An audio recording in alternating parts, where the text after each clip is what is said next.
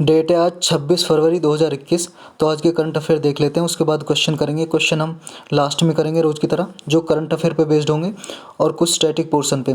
First topic है accredited investors. Second है प्रधानमंत्री आत्मनिर्भर स्वस्थ Bharat scheme, national urban digital mission, Senkaku island dispute, यह भी न्यूज़ में है। ये सेनकाकू आइलैंड, इसके बारे में पूरा डिटेल से पढ़ेंगे। नेशनल हाइड्रोजन एनर्जी मिशन, ये क्या है, ये न्यूज़ में इसके बारे में देखेंगे। देवास्थल टेलीस्कोप अज्यूम्स ग्लोबल इंपॉर्टेंस, ये देवास्थल टेलीस्कोप क्या है, इसके बारे में डिटेल से देखेंगे। अभी आर्टिजन बेस्ड सफूर्ती क्लस्टर्स इनॉग्रेटेड किया है, आरंभ किया है, इसके बारे में डिटेल से पढ़ेंगे। सेंट्रल इलेक्ट्रिसिटी रेगुलेटरी कमीशन अभी न्यूज़ में है, इसके बारे में डिटेल से देखेंगे। ये इलेक्ट्रिसिटी कमीशन क्या है। Dutch Indian water alliance for leadership initiative, ये दिवाली न्यूज़ में, इसके बारे में डिटेल से देखेंगे। एंड लास्ट वन है नॉन एल्कोहलिक, यहाँ पे नॉन लगा लीजिए, मिसप्रिंट हो गया, non alcoholic fatty liver disease, ये न्यूज़ में, इसके बारे में डिटेल से देखेंगे। स्टार्ट करते हैं अपना first topic, accredited investors.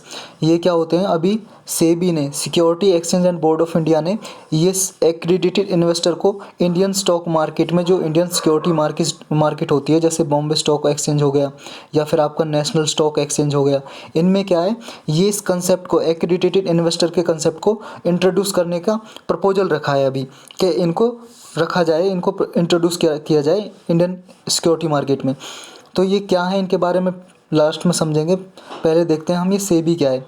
SEBI जी एक स्टैट्यूटरी बॉडी है, मतलब सांविधिक संस्था है, जिसे 1992 में एक एक्ट बनाया गया, उसमें क्या है, इसे स्टैट्यूटरी बॉडी का स्टेटस दे दिया गया। इसका हेडक्वार्टर मुंबई में है और ये क्या करती है, जो सिक्योरिटी मार्केट होती है, सिक्योरिटी मार्केट कौन सी होती है, जिनमें बॉन्ड और शेयर बेचे जाते हैं, जैसे ये नेशनल स्टॉक एक्सचेंज हो गया, बॉम्बे स्टॉक एक्सचेंज हो गया, तो इनमें क्या है, बॉन्ड और शेयर को बेचा खरीदा जाता है, सेल एंड परचेज होता है, उसको रेगुलेट करती है, उसके लिए रूल्स एंड रेगुलेशन बनाती है सेबी। अब थोड़ा बैकग्राउंड समझते हैं इससे पहले, एक्रेडिटेड इन्वेस्टर को समझने से पहले। देखो जी, अभी क्या है, क्वालिफाइड इंडियन मार्केट में क्या है, क्वालिफाइड इंस्टीट्यूशनल बायर्स होते हैं। ये कौन से होते हैं, ये जैसे म्यूचुअल फंड हो गया, इंश्योरेंस कंपनीज हो गई, फॉरेन पोर्टफोलियो इन्वेस्टर हो गए, इनको बोलते हैं क्वालिफाइड इंस्टीट्यूशनल बायर्स। मतलब ये क्या है, जो बॉन्ड और शेयर होते हैं उनकी सेल परचेज करते हैं स्टॉक एक्सचेंज मार्केट में। मतलब म्यूचुअल फंड कैसे होते हैं, मान लो जी, जैसे आप ए पर्सन हो और आप इस बी कंपनी में क्या है, इन्वेस्ट करना चाहते हो, इसका शेयर है या बॉन्ड 10,000 रुपये का है जी, आपके पास इतने पैसे हैं, नहीं कर सकते, लेकिन क्या करेंगे फिर, ऐसी और person A B C D, मान लो सी डी ई, ये बहुत सारे पर्सन हैं, इकट्ठे होकर आएंगे, ये एक जगह अपना पैसा इकट्ठा करेंगे और इस फंड को, एक इसका मतलब हेड होगा जो इस फंड को चलाएगा, पैसा इकट्ठा कर लिया जी एक जगह, यहाँ पे कैपिटल इकट्ठी कर ली, पूंजी, और ये फिर इन्वेस्ट करेंगे जी, कंपनी का शेयर खरीदेंगे। जो बी कंपनी थी, मान लो इस कंपनी का नाम रख दो, कुछ जेड रख दो जी, जेड कंपनी नाम है, तो ये इस कंपनी का शेयर खरीदेंगे या बॉन्ड खरीदेंगे, और जितना प्रॉफिट, मतलब इंटरेस्ट मिलेगा या डिविडेंड मिलेगा, मतलब अगर बॉन्ड है तो उस पर इंटरेस्ट मिलता है, प्रॉफिट बॉन्ड पे जो प्रॉफिट होता है जी वो इंटरेस्ट में मिलता है, ब्याज में, ब्याज की दर होती है। और जो शेयर होता है उसमें कैसे मिलता है, डिविडेंड बोलते हैं उसको, डिविडेंड मिलता है, मतलब हिस्सा, भागीदारी। बॉन्ड शेयर क्या होते हैं जी, वैसे एक कागज़ है उस पर लिखा है बॉन्ड, तो बॉन्ड, शेयर लिखा है तो शेयर, जितना प्राइस का है जी उतना प्राइस लिखा होगा उस पर, और पीरियड लिखा होगा जी, कितने साल के लिए है, ईयर लिखा होगा। तो क्या है, ये इसके ब्याह पे एक चारों पर्सन, जैसे मान लो 7 8 10 पर्सन और बहुत सारे पर्सन इकट्ठा के पैसा इकट्ठा करके इन्वेस्ट करते हैं, निवेश करते हैं, तो इसे ही बोलते हैं म्यूचुअल फंड, क्योंकि सारों का मिलके ये फंड इकट्ठा होता है। ऐसे ही क्या जी, ये इंश्योरेंस कंपनी आप जानती हो। फॉरेन पोर्टफोलियो इन्वेस्टर क्या होते हैं, जो मान लो विदेश से हमारे इंडियन मार्केट में इन्वेस्ट करते हैं, बॉन्ड और शेयर खरीदते बेचते हैं, उन्हें बोलते हैं फॉरेन पोर्टफोलियो इन्वेस्टर्स। तो ये सारे, इनको बोलते हैं क्वालिफाइड इंस्टीट्यूशनल बायर्स बोला जाता है इन्हें। अभी क्या है, ये जो क्वालिफाइड इंस्टीट्यूशनल बायर का स्टेटस है वो इंडिविजुअल इन्वेस्टर को नहीं दिया जाता। मतलब एक पर्सन क्या इन्वेस्ट करे, पैसा लगाए स्टॉक मार्केट में, बॉन्ड शेयर खरीदे, तो इंडिविजुअल होता है पर्सन, उसको नहीं दिया जाता है। ये सिर्फ क्या दिया जाता है, जो इंस्टीट्यूशन होते हैं, जैसे ये दिया गया है इनको, म्यूचुअल फंड वगैरह को। तो ये कंसेप्ट है, जो same concept qualified institutional buyer का, ये क्या है, ऐसा ही कंसेप्ट है एक्रेडिटेड इन्वेस्टर का। उससे पहले ये जानो कि क्वालिफाइड इंस्टीट्यूशनल बायर्स मतलब इन्हें स्टेटस दिया क्यों जाता है, किस बेस पे दिया जाता है किसी को, इस बेस पे दिया जाता है जी क्योंकि ये इस फील्ड में बहुत ज़्यादा एक्सपर्टीज़ होते हैं और फाइनेंशियल कैपेसिटीज़ इनके पास बहुत होती है, मतलब पैसा वगैरह देखा जाता है, नेटवर्थ वगैरह असेट कितनी है इनके पास, तो उन्हीं को दिया जाता है जो एक्सपर्ट हों इनके बारे में, स्टॉक मार्केट के बारे में जानते हों और एवोल्यूएट कर सकें, इन्वेस्ट कर सकें कैपिटल मार्केट में, पैसा लगा सके, तभी उन्हें क्वालिफाइड इंस्टीट्यूशनल बायर का स्टेटस दिया जाता है। अब इसके बारे में पढ़ते हैं जी, एक्रेडिट इन्वेस्टर। ये जी सेम क्वालिफाइड इंस्टीट्यूशनल बायर की तरह स्टेटस दिया जाता है, वो तो किसी इंस्टीट्यूशन को दिया जाता है ये, लेकिन एक्रेडिट इन्वेस्टर क्या है, ये दिया जाता है इंडिविजुअल पर्सन को, किसी इन्वेस्टर को, और इसे और भी ऑल्सो कॉल्ड क्वालिफाइड इन्वेस्टर, इसे क्वालिफाइड इन्वेस्टर भी बोलते हैं और प्रोफेशनल इन्वेस्टर भी कहा जाता है जी इसे। ये बिल्कुल सेम क्या है जी, इनके पास भी जो एक्सपर्ट होते हैं फाइनेंशियल प्रोडक्ट के रिगार्डिंग, या फिर रिस्क ले सकते हैं, या फिर जो रिटर्न वगैरह कितना इन्हें प्रॉफिट मिलेगा, इनका सबका क्या है अंडरस्टैंडिंग हो जिस पर्सन को, उसे ये स्टेटस दिया जाता है एक्रेडिट इन्वेस्टर का। मतलब कि स्टॉक मार्केट के बारे में आपको पूरी जानकारी होनी चाहिए, आपके पास पैसा होना चाहिए इन्वेस्ट करने के लिए, बॉन्ड शेयर खरीदने के लिए, तभी उन्हें ये स्टेटस प्रोवाइड करता है, ये जो सेबी ने प्रपोजल रखा है। तो इससे क्या है जी, ये जो एक्रेडिट इन्वेस्टर होते हैं ये इन्फॉर्म डिसीजन ले सकते हैं किसके रिगार्डिंग, इन्वेस्टमेंट के रिगार्डिंग, मतलब कितना पैसा लगाना है, कितना सिक्योरिटी मार्केट में, फाइनेंशियल मार्केट में, जितने भी मतलब रेगुलेटर हैं ग्लोबली, तो इनको इसके बेस पे रिकॉग्नाइज किया जाता है, पहचान दी जाती है एक्रेडिट इन्वेस्टर की। तो ये क्या है, एक तरह से अलाउ, मतलब generally they are allowed to trade securities that may not be registered with financial authorities. तो जो अगर मान लो एक्रेडिट इन्वेस्टर का क्या स्टेटस दे दिया गया किसी पर्सन को, इंडिविजुअल को, तो सिक्योरिटी मार्केट में ट्रेड करने के लिए उन्हें अलाउ कर दिया जाता है, भले ही वो फाइनेंशियल अथॉरिटीज़ में रजिस्टर हो या ना हो, ये कोई मैटर नहीं करता जी, भले ही ना भी हो तभी वो ट्रेड जो क्या है सिक्योरिटी मार्केट में ट्रेड कर सकते हैं, मतलब बॉन्ड शेयर खरीद सकते हैं। अब इनका मतलब ये प्रिविलेज कौन सा विशेष अधिकार मिलते हैं जी इन्हें, मतलब एक तरह से तभी दिया जाता है जो ऑलरेडी डिस्कस कर चुके हैं कि इनके पास income, net worth, asset size, governance status, professional experience, मतलब इनका एक्सपीरियंस क्या है, ये सब देखने के बाद ही ये स्टेटस को प्रोवाइड किया जाता है। अब सेबी का प्लान है क्या, जो एक्रेडिट इन्वेस्टर का जो टैग देना चाहती है, स्टेटस देना चाहती है किसी पर्सन को, तो क्या प्लान है सेबी का, सेबी का प्लान है जी ताकि जो चाहे इंडियन हो चाहे नॉन रेजिडेंट इंडियन हो, मतलब इंडिया में रहता हो, इंडिया का निवासी हो, या बाहर का कोई पर्सन हो, इंडिया में, इंडिया का मतलब सिटीजन हो या बाहर रहता हो, या फिर फॉरेन एंटिटीज़ हो, विदेशी कोई कंपनी हो, फर्म हो, उनको क्या है एलिजिबिलिटी क्राइटेरिया प्रोवाइड करना है इसके थ्रू, एक्रेडिटेड इन्वेस्टर जो स्टेटस है इसके थ्रू, ताकि वो इंडियन मार्केट में इन्वेस्ट कर सकें। और उन्हें 1 साल के लिए एक्रीडेशन दिया जाता है। एक्रीडिटेशन का मतलब है जी मान्यता, परमिशन, एक तरह से परमिशन दी जाती है, मतलब 1 साल के लिए, जब से ये मान लो आज ये परमिशन दे दी तो 1 साल के लिए वैलिड होगा, अलाउ किया जाएगा उन्हें सिक्योरिटी मार्केट वगैरह, ट्रेड मार्केट वगैरह में इन्वेस्ट करने के लिए।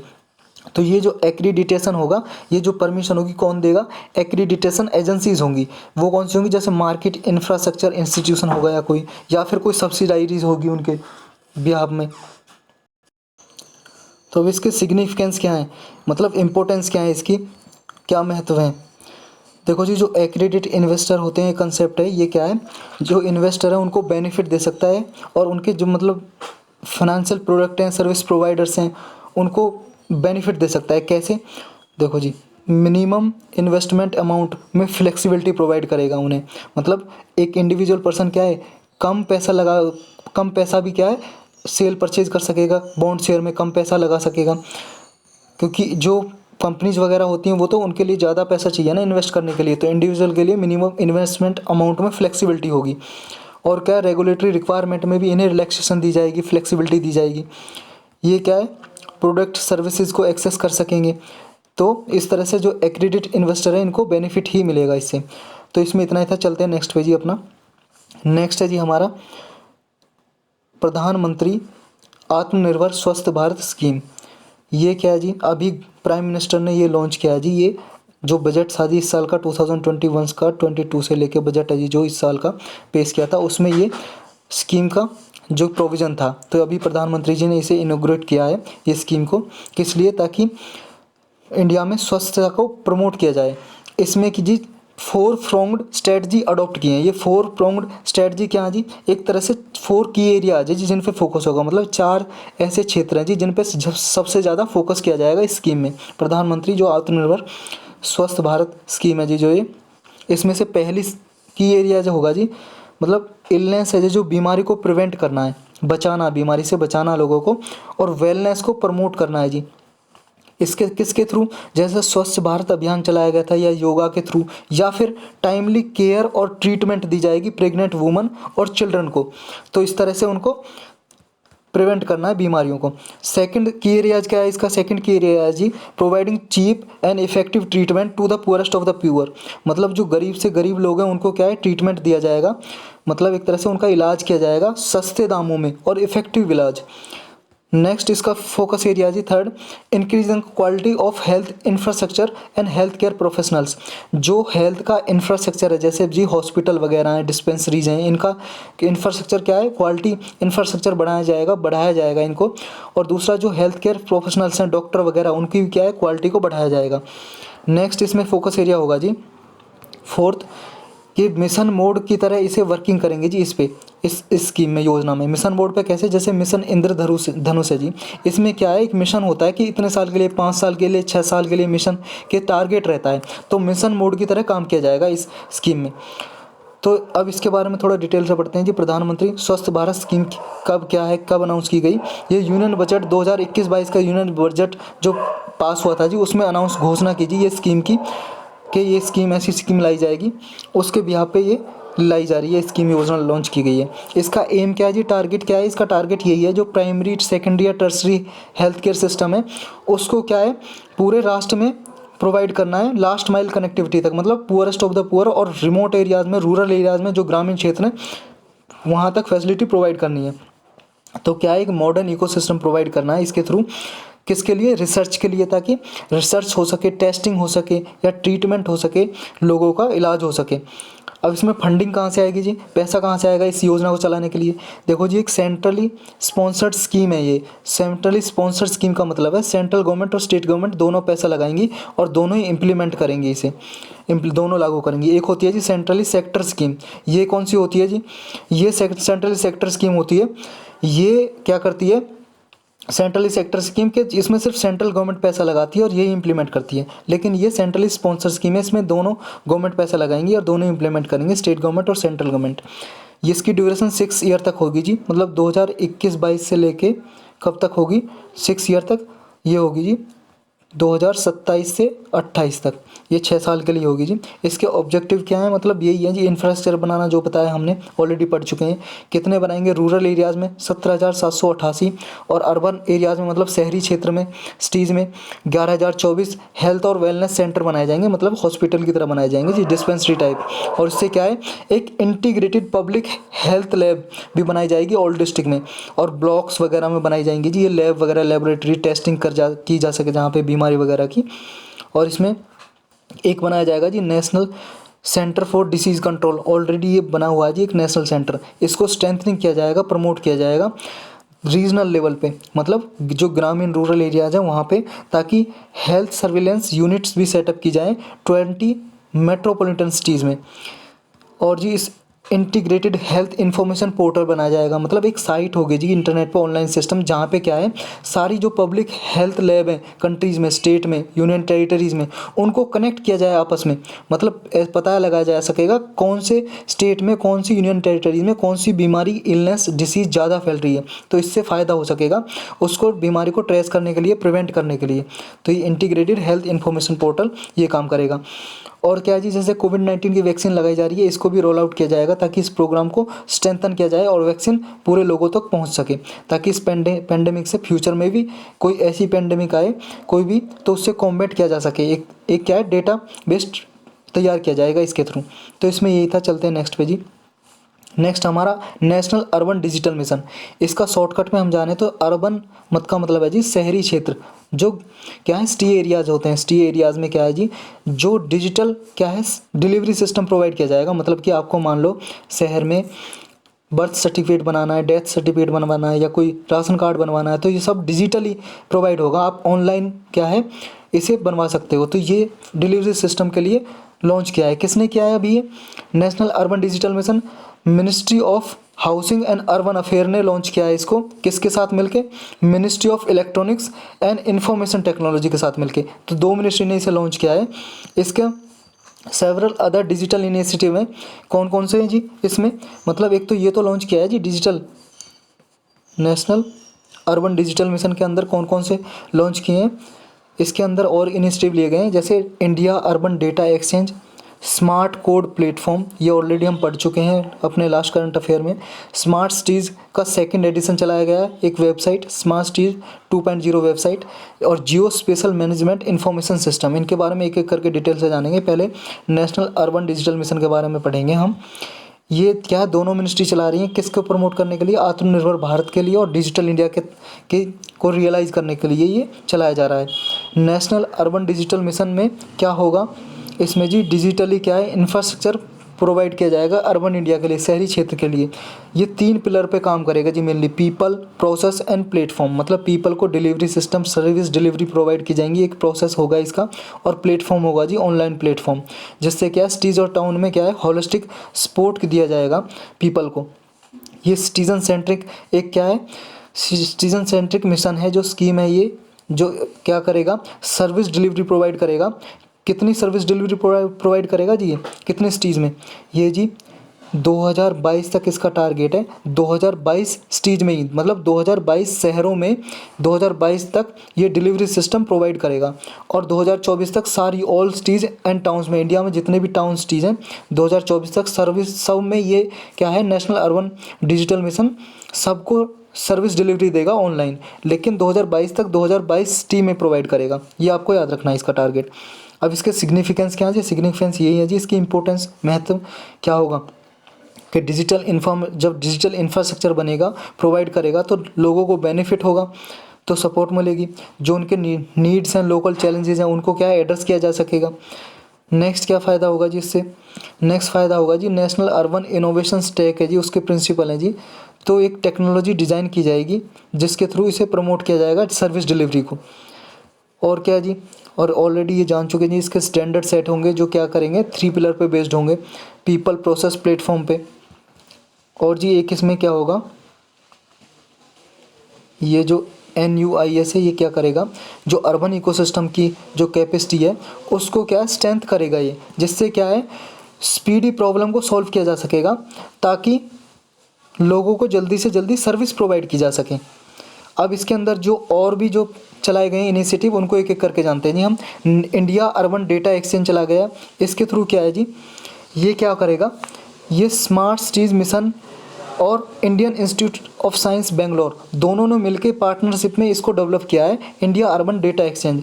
ये एक तरह से डेटा एक्सचेंज का मतलब है जी, डेटा एक्सचेंज करेगा डेटा प्रोवाइडर और डेटा यूजर्स के बीच में, इंक्लूडिंग अर्बन लोकल बॉडीज़। मान लो जी अभी डेटा चाहिए, जैसे किसी चीज़ सिटी का डेटा, कहाँ पे कौन सी चीज़ है सिटी में शहर में, सारा डेटा ये प्रोवाइड कर सकेगा अर्बन एरियाज़ का। तो इससे क्या है अर्बन गवर्नमेंट्स में अर्बन सर्विस डिलीवरी में क्या है फ़ायदा मिलेगा, लोगों को एक्सेस मिलेगा। और क्या होगा जी, इसमें एक ओपन सोर्स सॉफ्टवेयर प्लेटफॉर्म होगा जी, जो क्या करेगा, ये फैसिलिट करेगा secure authenticated and manage exchange of data amongst various data platform. तो जितने भी मतलब डेटा क्या है चाहिए जिसको भी, उसमें क्या है ये एक तरह से कोऑर्डिनेशन एस्टेब्लिश करेगा। अब ये स्मार्ट कोड प्लेटफॉर्म दूसरा इनिशिएटिव इसके अंतर्गत चलाया गया, ये ऑलरेडी हम पढ़ चुके हैं। ये भी क्या है, जो लोकल नीड्स होंगे जी, लोकल नीड्स मतलब सिटी एरियाज में जो लोकल नीड्स का मतलब है जी वहाँ के पीपल की जो भी ज़रूरतें होंगी उनको एड्रेस करेगा, मतलब उनको रिजॉल्व करेगा, हल करेगा और उनको प्रोवाइड करेगा उनकी क्या ज़रूरतें हैं। तो इस पर ये काम करेगा ये प्लेटफॉर्म, ये ऑलरेडी हम पढ़ चुके हैं अपने लास्ट सेशन में। अब नेक्स्ट है जी इस पे जियो स्पेशल मैनेजमेंट इन्फॉर्मेशन सिस्टम। ये क्या है जी, एक वेब बेस्ड क्या है, ये वेब बेस्ड क्या है, एक प्लेटफॉर्म होगा, मतलब एक तरह से आप मान लो एक पोर्टल होगा, one stop access to information, मतलब वन स्टॉप सॉल्यूशन होगा फॉर इन्फॉर्मेशन। सारी सूचनाएं आपको इस प्लेटफॉर्म पे मिल जाएंगी, मतलब एक तरह से वेबसाइट होगी, साइट होगी इंटरनेट पे। मान लो किसी के रिगार्डिंग आपको किसी भी टॉपिक पे सिटी के रिगार्डिंग किसी टॉपिक पे लेना है, किसी कितनी डिसीज़ वगैरह यहाँ पे ज़्यादा स्प्रेड हो रही हैं, या किसी जोग्राफिकल एरियाज़ के बारे में सिटी मतलब शहर के किसी जोग्राफिकल एरियाज़ के बारे में डिटेल चाहिए, सारी इन्फॉर्मेशन इस पोर्टल पे मिलेगी आपको। तो इसमें ये होगा, तो यही था इसके बारे में। चलते हैं जी नेक्स्ट पे। नेक्स्ट है जी हमारा सेनकागो आइलैंड डिस्प्यूट। ये सेनकागो आइलैंड ईस्ट चाइना सी में है जी, ईस्ट चाइना सी, ये पूर्वी चाइना सागर है जी। ये देखो आप, ये वर्ल्ड मैप देखो पहले आप, ये वर्ल्ड मैप यहाँ पे ये अफ्रीका है जी, ये छोटा सा इंडिया दिख रहा होगा, उसके ऊपर चाइना, और ये वाला रीजन दिखाया जा रहा है जी इसमें, ये वाला रीजन, ये चाइना यहाँ पे, ये जापान, ये साउथ कोरिया, और ये ईस्ट चाइना सी है जी यहाँ पे है जी ये सेनकाकू आइलैंड ये, और यहाँ पे डियाओ आइलैंड भी है जी जो चाइना क्लेम करता है, मतलब ये चाइना के अभी पास है डियाओ, सेनकाकू जापान के पास है, और एक ताइवान का आइलैंड है जी, त्यायुताऊ करके कुछ आइलैंड है जी उसका।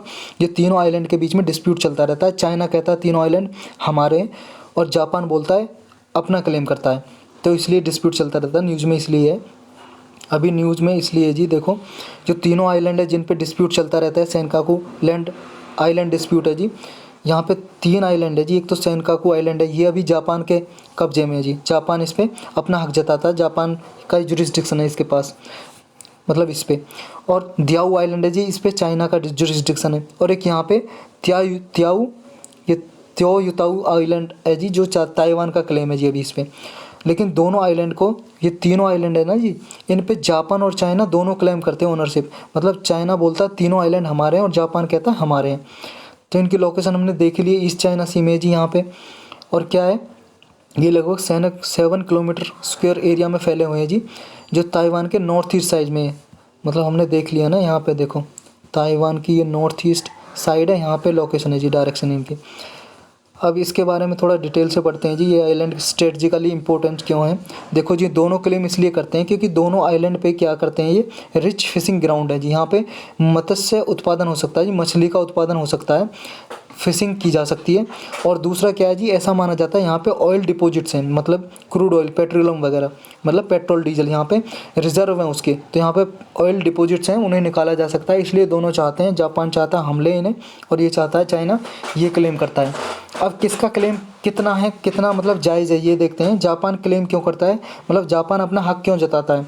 देखो जी, वर्ल्ड वॉर सेकेंड के बाद, जो सेकेंड वर्ल्ड वॉर हुआ था, द्वितीय विश्व युद्ध, उसके बाद जापान ने अनाउंस किया था कि नंबर ऑफ टेरिटरीज पे क्लेम किया था, जिसमें क्या था, ताइवान भी एक आइलैंड था उस टाइम पे।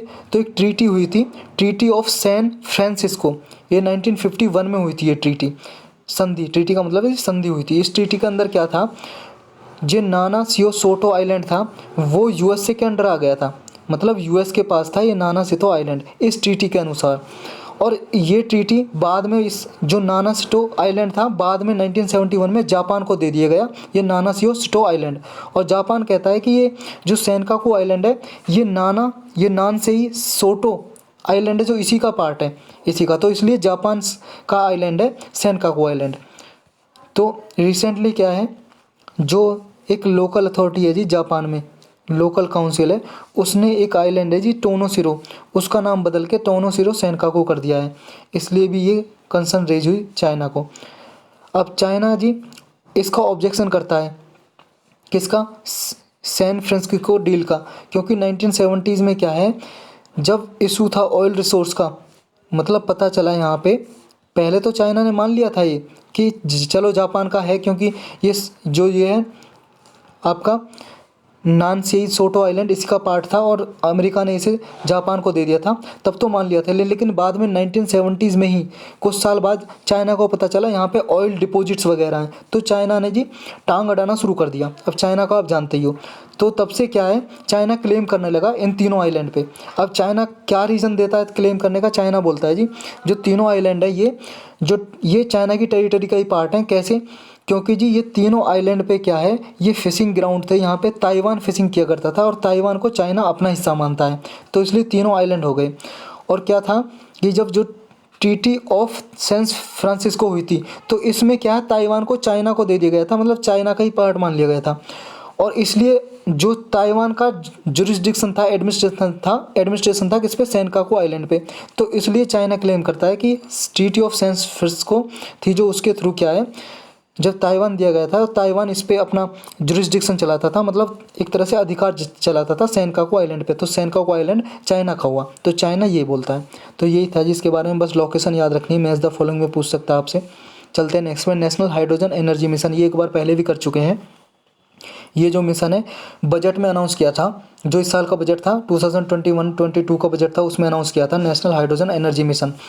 इसका क्या काम था, इनिशिएटिव क्या एम था, टारगेट यही था जी कि एनर्जी सोर्स, हाइड्रोजन को एनर्जी सोर्स की तरह यूज किया जाए। जैसे आपके व्हीकल हैं, बाइक वगैरह, कार वगैरह अभी पेट्रोल डीजल से चलते हैं, वो हाइड्रोजन से चलें, वहाँ पे हाइड्रोजन डाला जाए फ्यूल की तरह, ईंधन की तरह, और उससे चलें, क्योंकि ये सेफ़ क्लीनर फ्यूल है जी, अल्टरनेटिव फ्यूल। मतलब इससे क्या है, पॉल्यूशन वगैरह नहीं होता जी।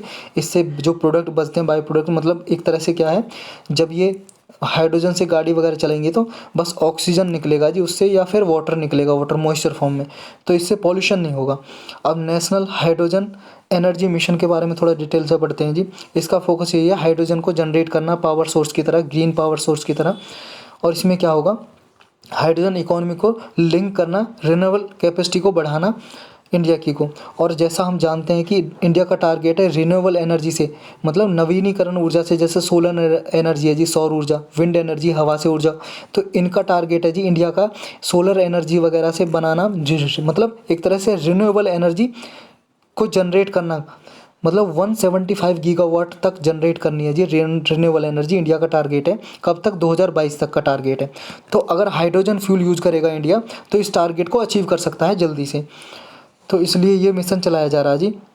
अब इसमें क्या है जी, अगर हाइड्रोजन फ्यूल को यूज करेगा इंडिया तो एक तो इस टारगेट को अचीव करेगा, अपने जो सोलर एनर्जी या रिन्यूएबल एनर्जी से टारगेट रखा था 175 गीगावाट का 2022 तक। दूसरा, जो पेरिस एग्रीमेंट हुआ था जी, ये पेरिस डील है, जो United nation framework council of United nation framework convention on climate change, इसका मीटिंग होती है जी, जिसे बोलते हैं कॉन्फ्रेंस ऑफ पार्टीज़। ये बहुत बार हमने न्यूज़ में अपनी कवर किया है। इसकी मीटिंग होती है हर साल, जिसे कॉन्फ्रेंस ऑफ पार्टीज़ बोलते हैं। तो इसमें 2015 में एक डील हुई जी, 2015 में। कौन सी डील थी, उसका नाम था पेरिस एग्रीमेंट। इसमें क्लाइमेट चेंज से रिगार्डिंग है जी, मतलब पॉल्यूशन को घटाया जाएगा, जो कार्बन इमिशन होता है कंट्रीज़ करती हैं उनको घटाया जाएगा। तो इंडिया ने भी टारगेट रखे ऐसे, उन टारगेट को अचीव करने के लिए ये हेल्प करेगा अगर हाइड्रोजन हम यूज़ करेंगे। और क्या करेगा जी, फॉसिल फ्यूल पे जो हमारी डिपेंडेंसी है उसको रिड्यूस करेगा। कैसे, अभी हम पेट्रोलियम मंगाते हैं जी, क्रूड ऑयल मंगाते हैं इंडिया से, मतलब इंडिया मंगाता है क्रूड ऑयल कहाँ से, फॉरेन कंट्रीज से, जैसे मिडल ईस्ट कंट्रीज से, इराक से, ईरान से, सऊदी अरबिया से, जो पेट्रोल डीजल मंगाते हैं जी, पेट्रोलियम। तो ये डिपेंडेंसी कम होगी अगर हाइड्रोजन फ्यूल की तरह यूज़ होगा, तो हाइड्रोजन यूज किया जा सके, हमें पेट्रोल डीजल की कम होगी, तो इससे क्या इम्पोर्ट बिल भी घटेगा हमारा। अब हाइड्रोजन के बारे में थोड़ा डिटेल से पढ़ लेते हैं जी। हाइड्रोजन आप सब जानते हो, एक लाइटेस्ट, सबसे हल्का ये एलिमेंट है, पीरियोडिक टेबल में फर्स्ट एलिमेंट है जी। आपने केमिस्ट्री में पढ़ा होगा ना 9th-10th में, पीरियोडिक टेबल में फर्स्ट है जी, इसका एटॉमिक नंबर 1 है, 1।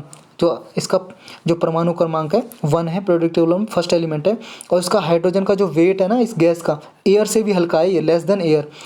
तो इस तरह एटमॉस्फेयर में ये उड़ता रहती है गैस, और ये rarely found in pure form, मतलब बहुत ही कम पाई जाती है ये अपनी प्योर फॉर्म में। प्योर फॉर्म होती है जिसकी H2, हाइड्रोजन के 2 एटम, मतलब diatomic hydrogen. Diatomic का मतलब 2 एटम मिलकर बने हैं, H1 ये H2 बन गया जी। तो ये प्योर फॉर्म में बहुत रेयरली फाउंड होती है जी। रेयरली का मतलब बहुत ही कम पाई जाती है, दुर्लभ रूप से पाई जाती है। और ये जिसकी कुछ क्वालिटी क्या है जी, अगर स्टैंडर्ड टेम्परेचर और प्रेशर पे देखा जाए इसको, तो हाइड्रोजन एक नॉन टॉक्सिक गैस है, मतलब कि जहरीली नहीं है ये गैस, मतलब विषैली गैस नहीं है, नॉन मेटेलिक है जी, ऑर्डरलेस है, मतलब कोई इसमें सुगंध दुर्गंध कुछ भी नहीं आती जी, स्मेल वगैरह महक वगैरह कुछ नहीं आती। टेस्टलेस है, मतलब इसका कोई स्वाद नहीं होता। कलरलेस है, कोई कलर नहीं होता। और highly combustible diatomic gas है। डाई एटॉमिक का मतलब है जी H2 फॉर्म में पाई जाती है, 2 एटम मिलके हाइड्रोजन बनाते हैं। और कम्बस्टिबल का मतलब है जी फ्लेमेबल, मतलब फ्लेमेबल। फ्लेमेबल का मतलब है जी, मतलब हाईली, आग जल्दी से पकड़ लेती है, ये कम्बस्टिबल है, बहुत जल्दी आग पकड़ लेती है, ये याद रखना आपको।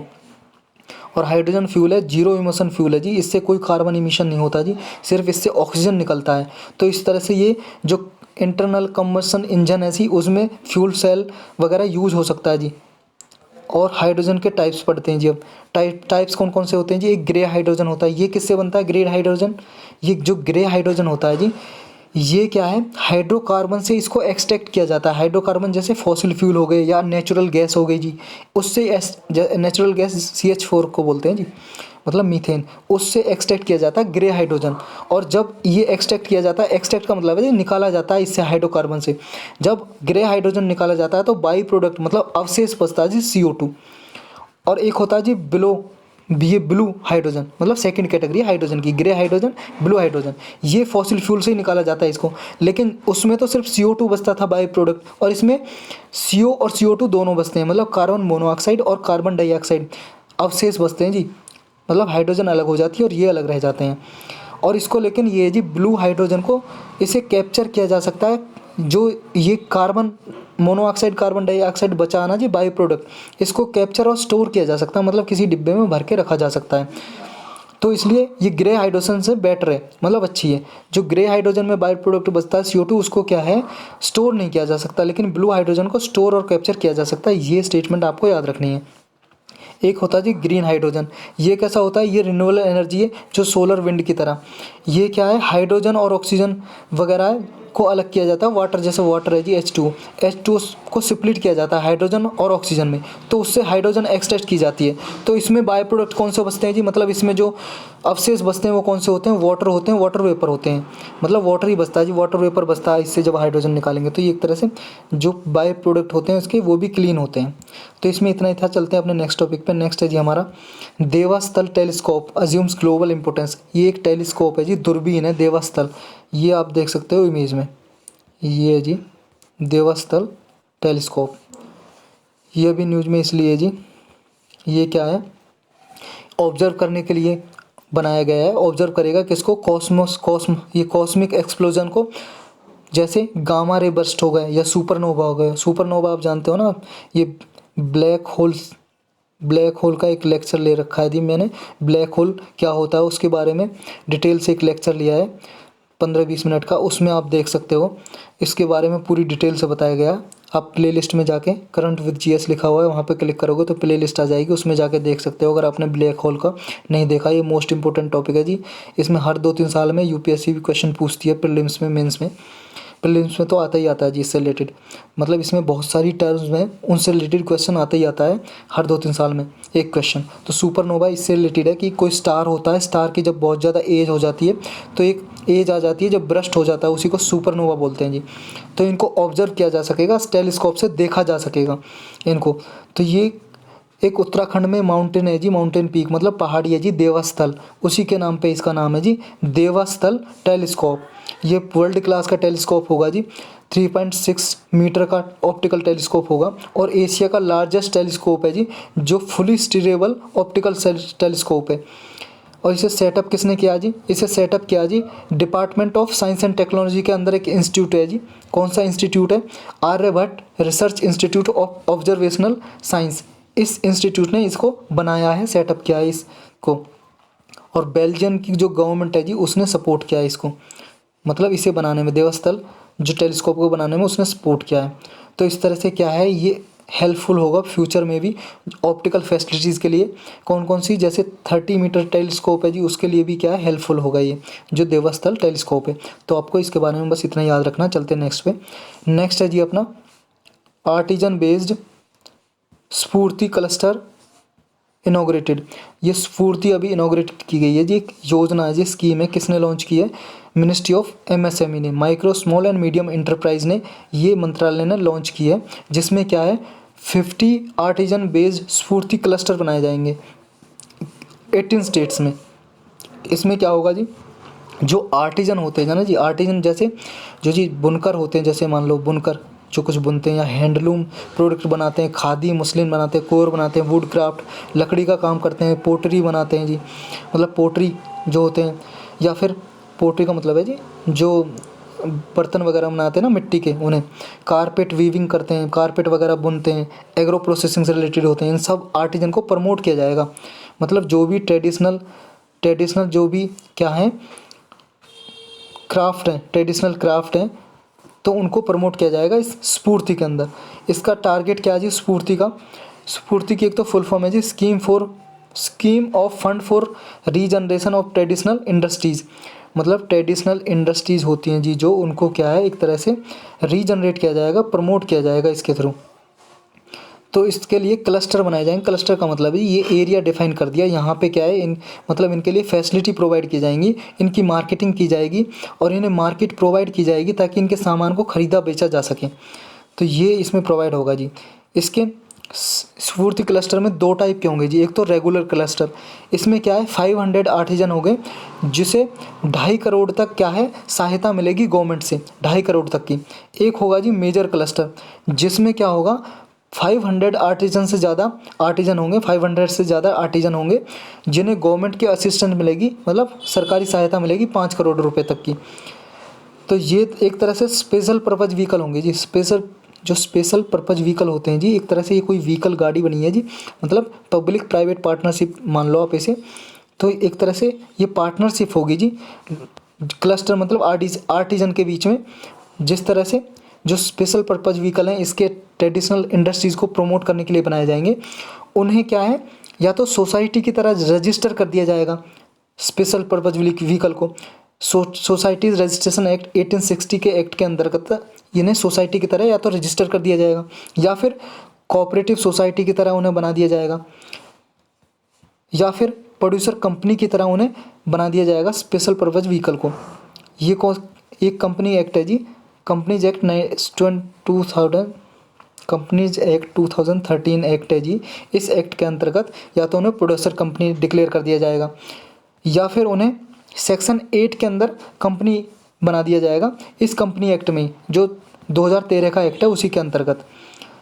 तो ये इसे इस तरह से ये स्कीम काम करेगी। तो इसके बारे में हमने पूरा जान लिया। चलते हैं नेक्स्ट पे जी।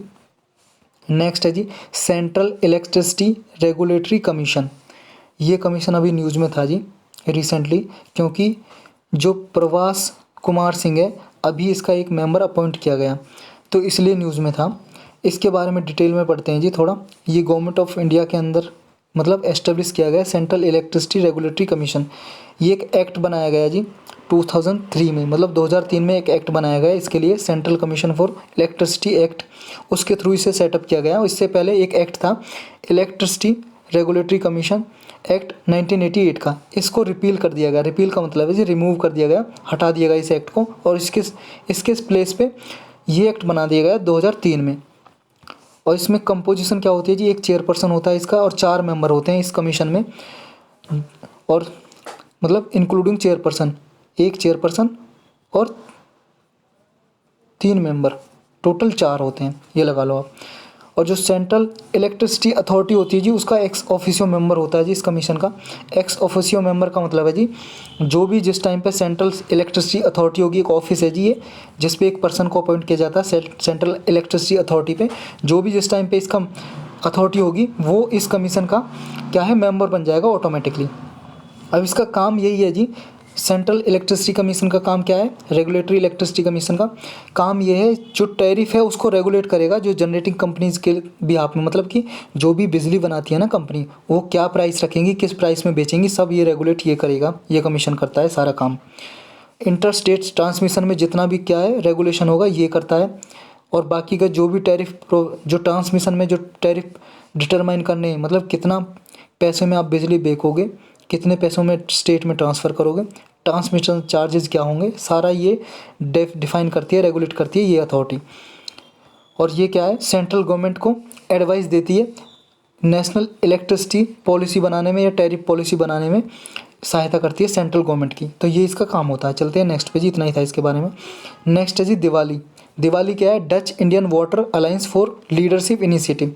ये इनिशिएटिव क्या है, अभी इंडिया और नीदरलैंड ने मिलके ये इनिशिएटिव चलाया है। आप नीदरलैंड पहले देखो लोकेशन है, ये यूरोपियन कंट्री है जी, ये देखो जी यहाँ पे नॉर्थ सी, और ये नीदरलैंड यहाँ पे है जी जर्मनी के पास, जर्मनी का नाम तो सुना ही होगा, वहाँ पे नीदरलैंड है जी ये। तो दोनों ने, इंडिया ने और नीदरलैंड ने चलाया, किस लिए, ताकि वाटर रिलेटेड चैलेंज को सॉल्यूशन किया जा सके। मतलब कि जी इंडिया में और नीदरलैंड में क्या है, वाटर से रिलेटेड रिसर्च होंगी, और जो वेस्ट वाटर वगैरह को कैसे ट्रीटमेंट किया जा सके, मतलब जितने भी पानी से रिलेटेड समस्याएं हैं उनको सॉल्व किया जा सके। तो इसलिए ये काम करेगा जी, इसमें बस यही है, मतलब इसमें जो पार्टिसिपेट करेंगे बहुत सारे इंडिया के भी सेंटर हैं। ये सेंटर याद करने की कोई ज़रूरत नहीं है, आपको इतना याद होना चाहिए कि दिवाली किससे रिलेटेड है। दिवाली का मतलब है जी वाटर के जितने भी चैलेंज हैं उनको सॉल्व करना है। चलते हैं नेक्स्ट पे जी। नेक्स्ट है alcoholic fatty liver disease, non alcoholic है जी ये, non alcoholic fatty liver disease. ये क्या जी, नॉन एल्कोहलिक का मतलब है जो एल्कोहल से नहीं होती। एक तो एल्कोहल मान लो जो लोग शराब वगैरह दारू वगैरह पीते हैं तो उनके लीवर पे क्या है, फैट जम जाती है, मतलब चर्बी जम जाती है, उससे क्या है डिसीज़ बीमारी फैल जाती है, लीवर काम करना बंद कर देता है। तो हेल्थ मिनिस्ट्री ने जो अल्कोहल नहीं पीते उनकी भी जो लीवर पे डिसीज़ होती है non alcoholic fatty liver disease, उसके लिए क्या है कुछ गाइडलाइंस दी हैं, तो इसलिए ये न्यूज़ में है जी। पहले ये जानते हैं जी लीवर की जो स्टेजेस हैं कौन कौन सी होती हैं। ये देखो जी, आप डायग्राम से समझो, ये जी लीवर, बॉडी में लीवर होता है, ये हेल्थी लीवर है। अब फैटी लीवर कौन सा होता है जी, उसमें क्या है लीवर के ऊपर कुछ फैट जम जाती है जी, ये फैट आप देख रहे हो ना, ये फैट जम जाती है जी, कुछ फैट जम जाती है, चर्बी। और ये जी आपका लीवर फिब्रोसिस, इसके अंदर क्या होता है जी, जब ज़्यादा फैट जम जाती है लीवर क्या है एक तरह से डैमेज होने लगता है, उस पर स्कार टिश्यू होने लगते हैं, तो उसको बोलते हैं लीवर फिब्रोसिस। एक अगली स्टेज होती है जी जब लीवर ज़्यादा ही ख़राब हो जाता है पर्सन का, उसे बोलते हैं सीरोसिस। सीरोसिस कौन सी स्टेज होती है, जब लीवर क्या है प्रॉपर्ली काम करना ही बंद कर देता है, मतलब हार्डली काम करता है, तो उस समय पे मतलब समझ लो जब लीवर काम करना बंद कर दे तो आपकी सांसें गिनती की बची हैं जी, ये समझ लो। अब इसके लिए गाइडलाइंस जारी किए जी, और किसके साथ मिलकर, national programme for prevention and control of cancer, diabetes, cardiovascular disease, stroke, इसके साथ मिलकर एक प्रोग्राम है जी, नेशनल प्रोग्राम, जो इन डिसीज़ के लिए प्रिवेंशन के लिए काम करता है, मतलब ये डिसीज़ ना फैलें, तो इनके साथ मिलकर ही इसको लॉन्च किया जी इसके लिए। तो ये क्या है, जो लोग ड्रिंक नहीं करते, जो कम ड्रिंक करते हैं, बिल्कुल भी ड्रिंक नहीं करते, उनकी लीवर की कंडीशन को क्या है एक तरह से उनकी लीवर की कंडीशन को स्वस्थ किया जा सके, उसके लिए ये प्रोग्राम चलाया जा रहा है जी। ये होता कैसे जी, ये डिसीज़ मतलब लीवर पे जी फैट जम जाती है, चर्बी जम जाती है, ऑलरेडी हम समझ चुके हैं। और ये याद रखना, ये वेस्टर्न नेशन में सबसे ज़्यादा होती है जी बीमारी, नॉन एल्कोहलिक, ये नॉन एल्कोहलिक जो लीवर डिसीज़ है, फैटी लीवर डिसीज़, ये वेस्टर्न नेशन में होती है। वेस्टर्न नेशन वही है जी, अमेरिका वगैरह, यूरोप के जो कंट्रीज़ हैं, वेस्टर्न नेशन बोला जाता है इनको। और सब कुछ इंडिविजुअल, कुछ पर्सन ऐसे होते हैं जी जिसमें जी नॉन एल्कोहलिक स्टेटो हेपेटाइटिस भी डेवलप हो जाता है। इस अगर मान लो लीवर पे फैट जम जाएगी, उसकी वजह से ये बीमारी भी हो जाती है, जिसे नास बोलते हैं शॉर्टकट में, नास। ये भी क्या है, एक फैटी लीवर डिसीज़ है, जिसकी वजह से क्या है लीवर फेलियर हो जाता है, लीवर काम करना बंद कर दिया जाता है, और उसको सीरोसिस भी बोलते हैं। तो यही था जी इसके बारे में डिटेल से। तो आज के टॉपिक इतने ही थे, अब हम क्वेश्चन करेंगे। फर्स्ट क्वेश्चन है जी, cirrhosis is a disease of which of the following organ of the human body. आपको ये बताना है ह्यूमन बॉडी में कौन से ऑर्गन को अफेक्ट करती है जी सीरोसिस डिसीज, लीवर को, किडनी को, हार्ट को, स्किन को। जी हाँ, ए करेक्ट आंसर है लीवर, अभी तो पढ़ा है ये। नेक्स्ट है जी, दिवाली एक पार्टनरशिप है, आपको बताना है ये किस लिए पार्टनरशिप है, इंडिया और नीदरलैंड के बीच में ये पार्टनरशिप है, तो किस लिए साइन हुई है ये अभी। फर्स्ट है जी इसका टारगेट स्टूडेंट एक्सचेंज प्रोग्राम, मतलब स्टूडेंट जो विद्यार्थी हैं उनमें जो प्रोग्राम है एक्सचेंज करना उनके बीच में, या फिर solution for water related challenge, पानी से संबंधित जितने भी चुनौतियां उनको हल करना, या नेचुरल गैस पाइपलाइन, दोनों कंट्रियों में नेचुरल गैस की पाइपलाइन दबाई जाएगी क्या, या वेस्ट मैनेजमेंट, जो वेस्ट है जी कचरा वगैरह उसको मैनेजमेंट किया जाएगा क्या इसके थ्रू। तो किस लिए साइन हुआ जी ये प्लेटफॉर्म, दिवाली पार्टनरशिप जो हुई है इंडिया और नीदरलैंड के बीच में, ये बताना आपको। जी हाँ बिल्कुल करेक्ट, बी आंसर इसका करेक्ट है जी, बी आंसर करेक्ट है जी, क्योंकि ये वाटर रिलेटेड जितने चैलेंज हैं उनको सॉल्यूशन करेगी दिवाली पार्टनरशिप। नेक्स्ट है जी, कंसीडर द फॉलोइंग स्टेटमेंट, कुछ स्टेटमेंट दी हुई हैं आपको, करेक्ट इनकरेक्ट स्टेटमेंट बतानी है जी, गलत स्टेटमेंट बतानी है कौन सी है। फर्स्ट बोल रही है stagflation is a situation in which the inflation rate is high and at the same time economic growth rate remains steadily high. ये बोल रहा है जी स्टैगफ्लेशन एक ऐसी स्थिति है, ऐसी सिचुएशन है जब इन्फ्लेशन रेट भी बहुत ज़्यादा हाई रहता है और जो इकोनॉमिक ग्रोथ है वो भी हाई रहती है। सेकंड बोल रही है deflation refers to the decrease in the general price level of goods services but inflation rate remains above zero.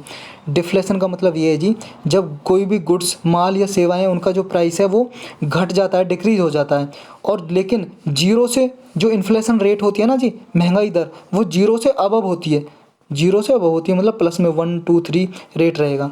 तो इनकरेक्ट बताना जी कौन सा है, 1 2 दोनों गलत या दोनों सही हैं जी, मतलब आपको इनकरेक्ट स्टेटमेंट बतानी है, पहली स्टेटमेंट इनकरेक्ट है या दूसरी, या दोनों गलत स्टेटमेंट है, या दोनों में से कोई सी भी गलत नहीं है, यानी कि दोनों सही हैं।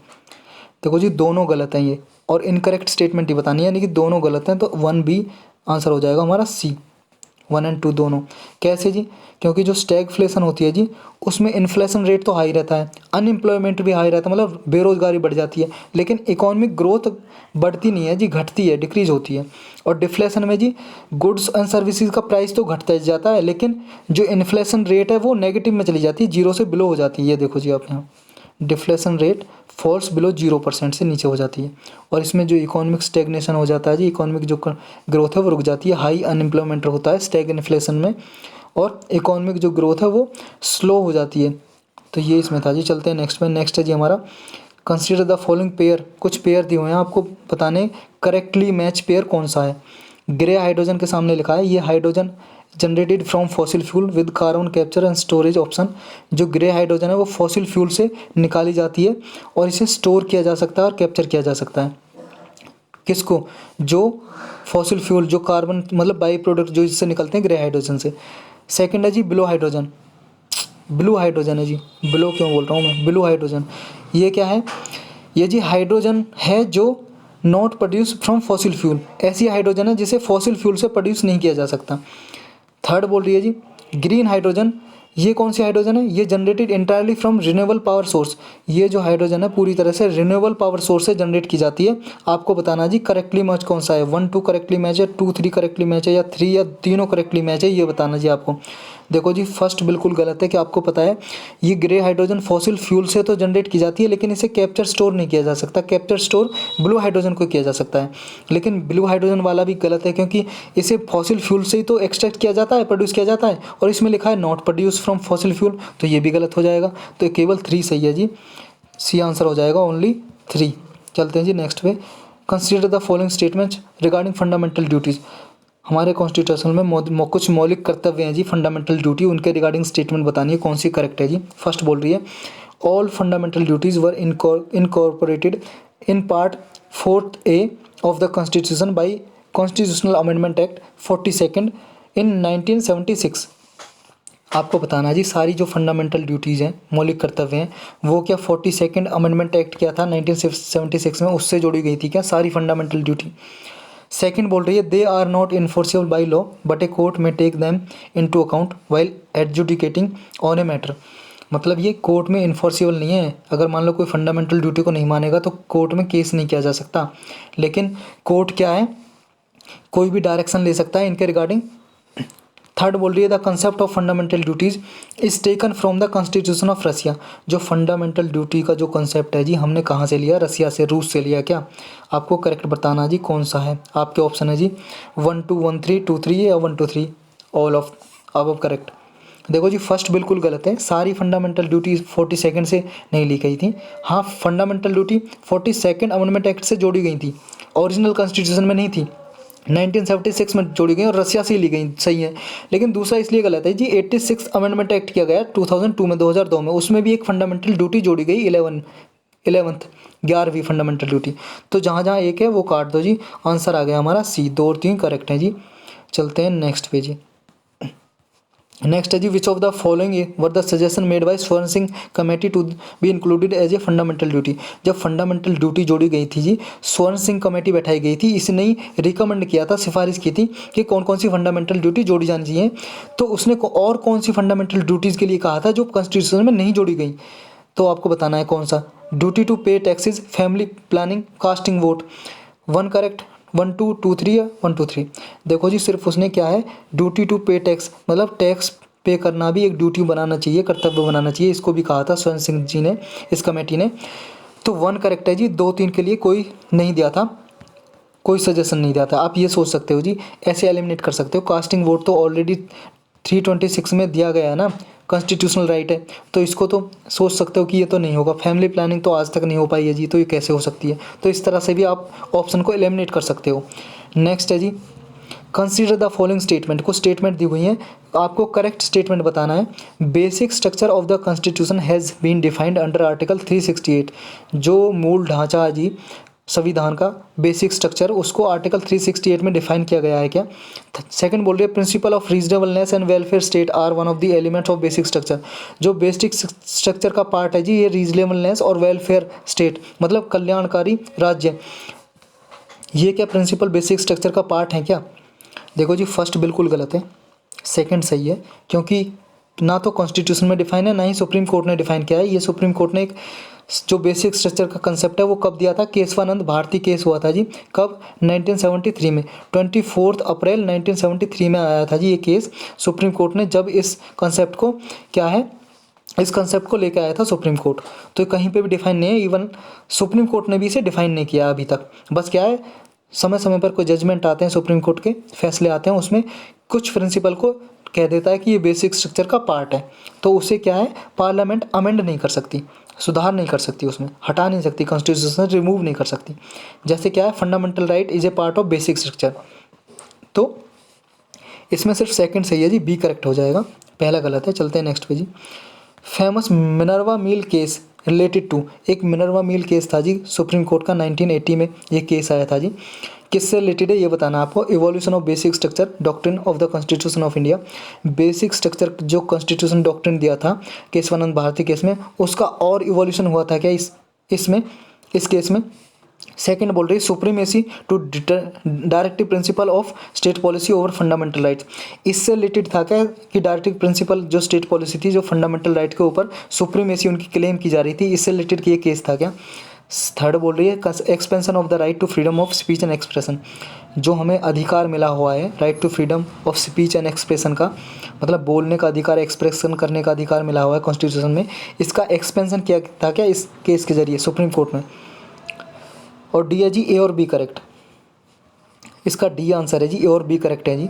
इसमें बेसिक स्ट्रक्चर के डॉक्ट्रिन को और एवोल्यूट किया था सुप्रीम कोर्ट ने। और दूसरा ये डायरेक्टिव प्रिंसिपल बनाए थे जी, जो 42nd अमेंडमेंट किया था, उसमें कहा था कि आर्टिकल 14, 19 और 31 को अगर क्या है, जब ये 42nd अमेंडमेंट किया गया था तो इसमें कहा था गवर्नमेंट ने मतलब इसमें प्रोविज़न बनाई थी कि अगर हम directive principle of state policy को, मतलब स्टेट के मतलब राज्य के नीति निर्देशक तत्व को मतलब इम्प्लीमेंट करने के लिए, लागू करने के लिए कोई पॉलिसी बनाते हैं, अगर वो फंडामेंटल राइट्स 14, 19 और 31 को उल्लंघन करती है, वॉयलेट करती है, तो भी डायरेक्टिव स्टेट ऑफ पॉलिसी जो directive principle of state policy है उन पर कोई अफेक्ट नहीं पड़ेगा, वो लागू होगी, भले ही इन राइट को ये उल्लंघन करें। लेकिन सुप्रीम कोर्ट ने इसको रद्द कर दिया कि नहीं जी, बिल्कुल फंडामेंटल राइट को आप वॉयलेट नहीं कर सकते, डायरेक्टिव प्रिंसिपल को क्या है लागू करने के लिए, इम्प्लीमेंट करने के लिए। और बाद में आपको पता है 31 जो आर्टिकल है राइट टू प्रॉपर्टी हटा दिया गया था, 31 ये अब है नहीं।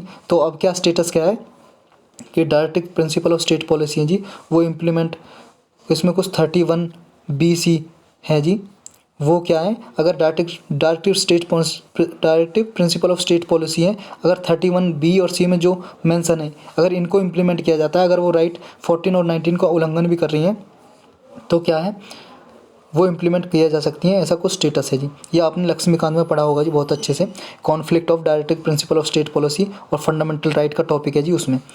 तो ये जो केस रिलेटेड था दोनों से था जी, और बी, डी आंसर करेक्ट हो जाएगा। चलते हैं नेक्स्ट पे जी। 42nd अमेंडमेंट एक्ट 1976 का, इसने कुछ सब्जेक्ट ट्रांसफ़र किए थे जी स्टेट लिस्ट कंकरेंट लिस्ट में, मतलब पहले ये स्टेट लिस्ट में हुआ करते थे जी सब्जेक्ट कुछ विषय, और स्टेट लिस्ट इन्हें कंकरेंट लिस्ट में ट्रांसफ़र कर दिया था। कौन कौन से ऐसे सब्जेक्ट थे जी वो बताना आपको। इस फंडामेंट मतलब कॉन्स्टिट्यूशनल अमेंडमेंट किया गया था जो 42nd का, इसके थ्रू ट्रांसफ़र किए थे। आपके ऑप्शन है जी, एजुकेशन को ट्रांसफ़र किया था स्टेट से कंकरेंट लिस्ट में, protection of wild animals and bird, economic and social planning, administration of justice. आपके ऑप्शन है जी 1 2 1 2 3 1 2 4 1 2 3 4। देखो जी, इकोनॉमिक एंड सोशल प्लानिंग को नहीं किया गया था, ये आप जान सकते हो, क्योंकि social planning, economic social planning के लिए प्लानिंग कमीशन बना हुआ था। ये इस तरह से आप इम्प्लीमेंट कर सकते हो, जहाँ पे यहाँ पे 3 है, आप काट सकते हो, 2 ऑप्शन तो आपकी कटी गई जी। एडमिनिस्ट्रेटिव ऑफ जस्टिस को भी ट्रांसफ़र किया गया था और इन दोनों को भी, तो सी आंसर करेक्ट हो जाता है जी। ये 42nd अमेंडमेंट एक्ट किया गया था जी, ये ऑप्शन को जी स्टेट लिस्ट में हुआ करते थे पहले, एजुकेशन के लिए क्या स्टेट ही लॉ बना सकता था, लेकिन बाद में कंकरेंट लिस्ट में डाल दिया गया। अब एजुकेशन के लिए स्टेट और सेंटर दोनों कानून बना सकते हैं। फॉरेस्ट को डाला गया जी, वेट एंड मेजर्स को, protection of wild animals and bird, administrative justice, इन सारे ऑप्शन को पहले स्टेट लिस्ट में हुआ करते थे, इनको सेंट्रल लिस्ट में डाला गया। तो आज के लेक्चर में सिर्फ इतना ही था जी।